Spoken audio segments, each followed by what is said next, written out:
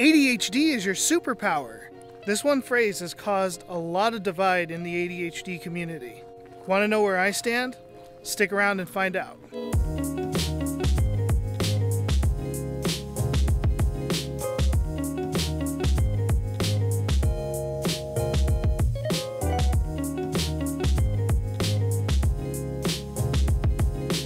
Hi, I'm Daniel, and this is Journey to Wellness. And here on this channel, it's my mission to spread awareness about ADHD and what it truly looks like in adulthood.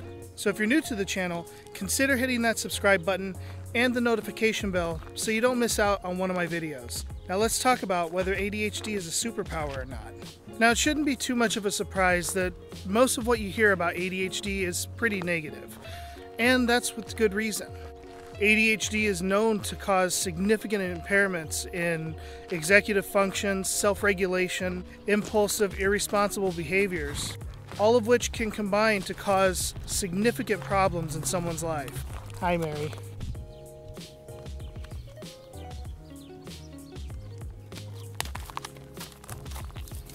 But sometimes we want to look on the brighter side of things. We want to think that there's got to be some positives along with the negatives, right? I mean, it can't be all bad, right? Well, I came across an article in Attitude magazine called 17 Things to Love About ADHD. I'll have that linked in the description below so you can check it out.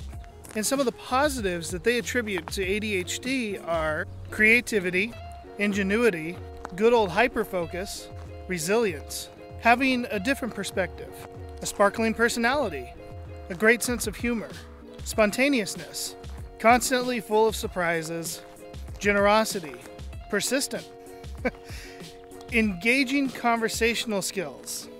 Now, I don't know about that one. Maybe in some people, but I mean, one of the most common complaints about having ADHD is not being able to follow along very well in a conversation. And when you do get the turn to speak, nobody else can follow along with what you're trying to say. A willingness to take risks, you could say that again, and a strong sense of fairness. Now after reading that, there was at least 5 of those that I could actually identify with myself. My 5 are resilience. I know I've been down, but I've never been out. No matter how hard things have gotten, I've always gotten back up. Generosity in the form of forgiveness and understanding. If you show up late to something that I planned, I'm not going to be mad because I would have been late too. Hell, sometimes I'm late to my own plans. You forgot the thing? Hey, no problem. I forget things too. Having a different perspective. I've always thought of myself as somebody who has a really good ability to put myself in someone else's shoes, to understand what they go through and have a lot of empathy for people. Good old hyperfocus. I know there's a lot of things that I wouldn't have gotten done if I hadn't had hyperfocus making me ignore other things that were also important. Ingenuity. I've always had this uncanny ability to look at a lot of things that may be broken and kind of know how to fix them, just kind of intuitively. I'm also good at improvising, effectively using tools that weren't meant for the job. And the bonus perk comes from the channel How to ADHD, which I will have linked in the description below. But that perk is not being alone. Realizing that I'm not the only one that suffers the way that I do. There's other people out there that get it. We aren't alone. Now, what if I told you that these aren't actually gifts from ADHD, but rather a causation of living with ADHD all of our lives?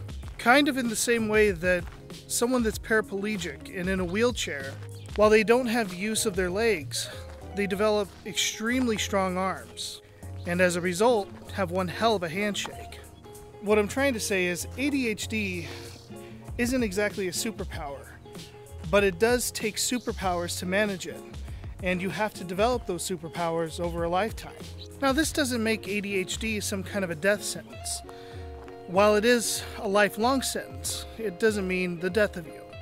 There's a pretty long list of people with ADHD who wound up being very successful. But we should also realize that there's an even longer list of people who failed, and they're hardly ever talked about.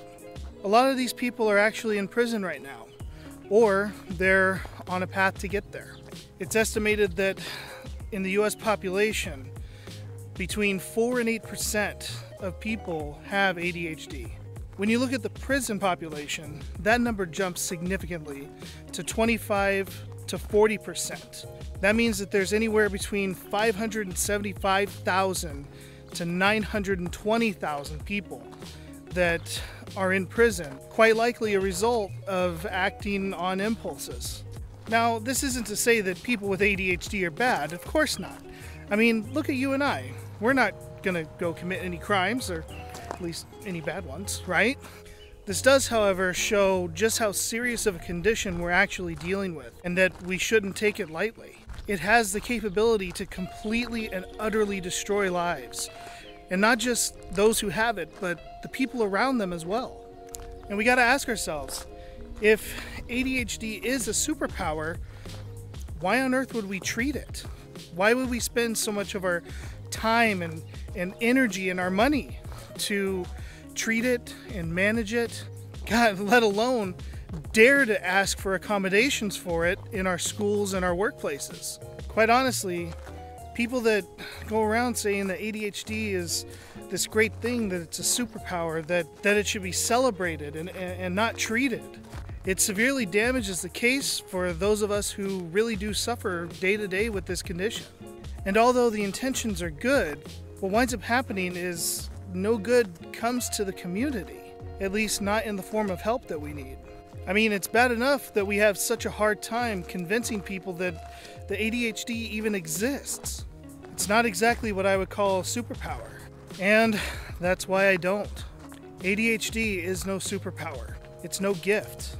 These so-called gifts that we associate or want to associate with ADHD, things like creativity and ingenuity and outside-the-box thinking, people may think that ADHD lends itself to those qualities in a person, but the thing is, in reality, that's not your ADHD that's causing that. That comes from you. And by believing this, what you're doing is giving ADHD credit for something that it doesn't deserve. It didn't earn it. It doesn't earn your praise for your creativity.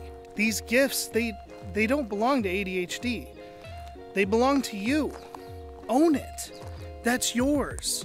That creativity that you have, that wonderful gift that I wish that I possessed, but I don't, even though I have ADHD,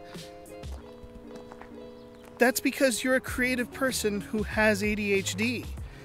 And in fact, unfortunately, if ADHD does anything for your creativity, it hinders it.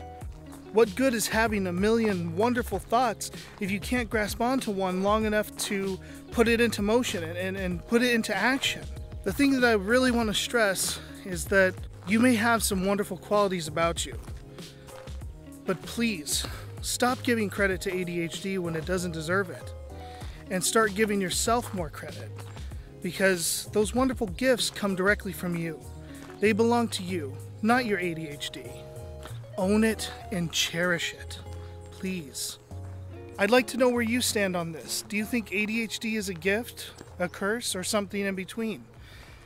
Leave a comment down below, let me know. If you like this video, make sure to give it a thumbs up and subscribe for more. And until next time, take care of yourself and be well.